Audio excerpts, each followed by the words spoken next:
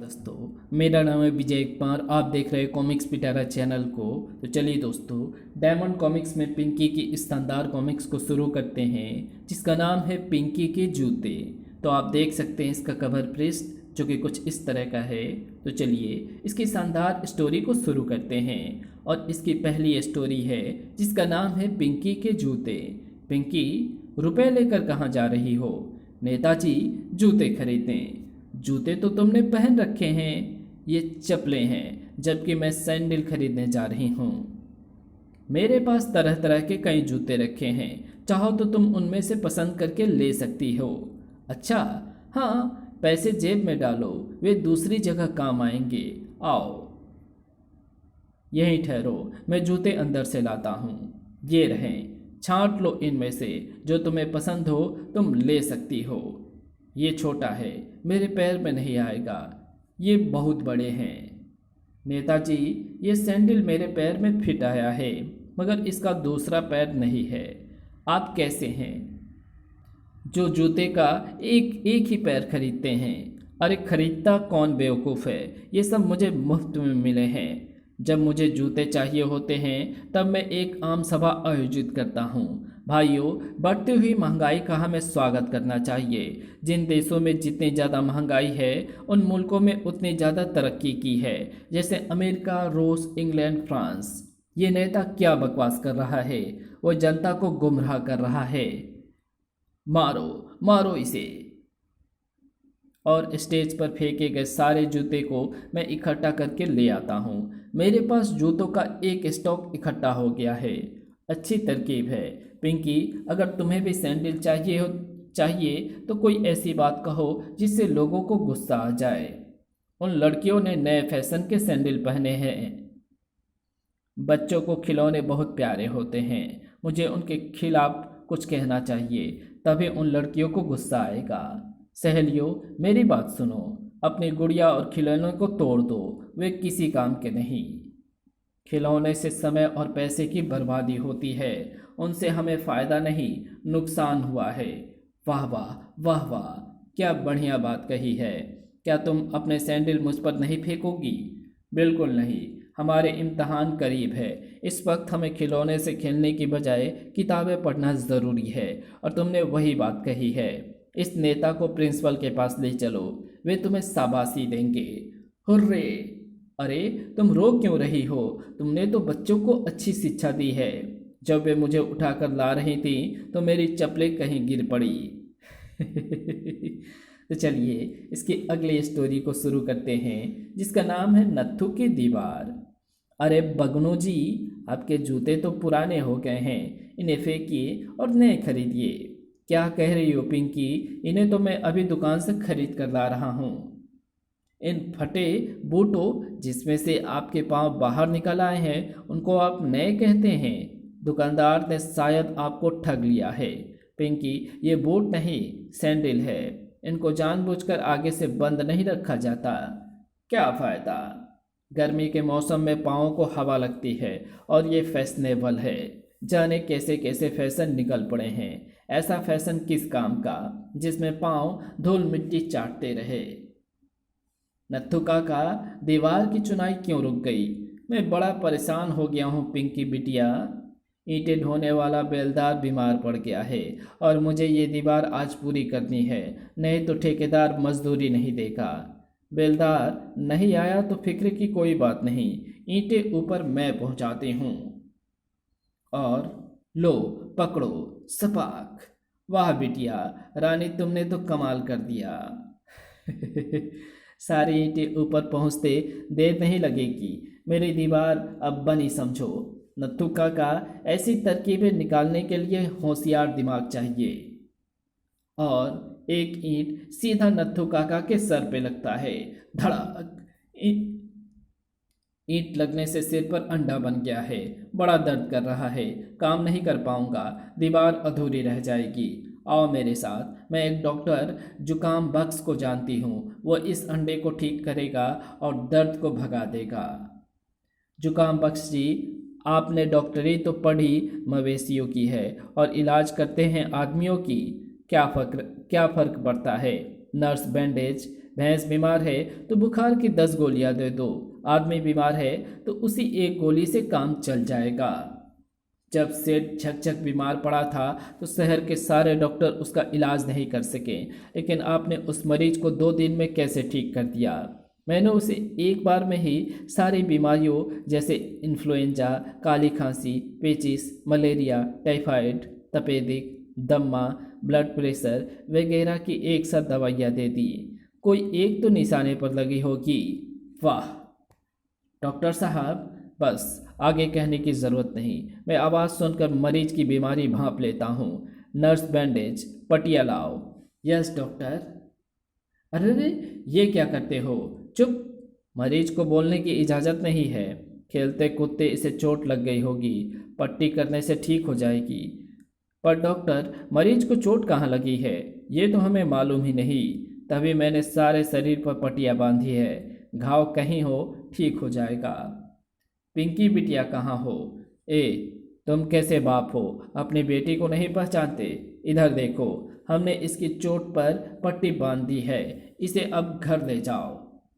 मैं उसका पिता नहीं, चोट मुझे लगी थी, वो बेचारी मुझे दवाखाने इलाज के लिए लाई थी। अरे, तो तुमने पहले क्यों नहीं बताया कि तुम मरीज नहीं हो? सॉरी पिंकी, गलत मरीज को पट्टी बंध गई। ईंट लगने से नत्थू काका के सिर पर अंडा बन गया है। अंडा चुटकियों में गायब होता है। डॉक्टर साहब, ये हथौड़ी इलाज के लिए है। क्या तुम अपने सिर के अंडे से जल्दी छुटकारा पाना नहीं चाहते हो? चाहता हूँ तो ठीक है। जिस तरह बढ़ई कील को लकड़ी में ठोकता है, उसी तरह मैं इस डंडे को ठोक कर वापस सिर के अंदर कर देता हूँ। इसे सर्जरी कहते हैं, समझे? नहीं, मैं सर्जरी नहीं कराऊंगा। इस हथौड़ा इलाज के मरीज को इस हथौड़ा इलाज से मरीज को दर्द होगा। आप क्यों नहीं मरहम पट्टी कर देते? हमारे इलाज में दखल मत दो, जैसा मरीज चाहता है वैसा ही कर दो। ठीक है, नर्स मरहम लाओ। डॉक्टर, मरहम तो दवाखाने में महीनों से ख़त्म है, ये शहद पड़ा है जो आप चाय में डालते हैं। चलेगा। डॉक्टर, सिर पर शहद मलने से क्या मक्खियाँ नहीं आएगी? उसका भी इलाज है, पट्टी बांध देते हैं, मक्खियों और धूल मिट्टी से बचे रहोगे। डॉक्टर, ये पट्टी बांधी है या पगड़ी? तुमको आम खाने से मतलब है या पेड़ गिरने से? मेरा इलाज कभी नकारा नहीं गया। नत्थू काका, आओ चले, तुम्हें दीवार की चुनाई जो पूरी करनी है। काका, लो आई ईंटे। धप। डॉक्टर जुकाम बख्श ने सही कहा था कि उसका इलाज नकारा नहीं जाता। वो कैसे? अब सिर पर ईंटें लगने से चोट नहीं लगती, मोटी पगड़ी बचाती है। अच्छा तो लो, फिर आई ईंटें, सारी ढो दूंगी। सारी ईंटें आ गई है, अब दीवार बनने में देर नहीं। तो चलिए इसकी अगली स्टोरी को शुरू करते हैं, जिसका नाम है चैरिटी शो टिकट। अरे बाप रे, क्या हुआ पापा जी, आपके चेहरे का रंग क्यों उड़ गया? चंदू भाई इधर आ रहा है, वो जरूर किसी चैरिटी फंड के टिकट मुझ पर थोप कर जाएगा। बचने का बस एक तरीका है, दरवाजे पर जाकर उससे कहो कि मैं घर पर नहीं हूँ। Ding dong. दरवाजे पर चंदू भाई ही लगता है। पापा ने कहा है कि वे घर पर नहीं हैं। दोस्त, अब छिपना बेकार है।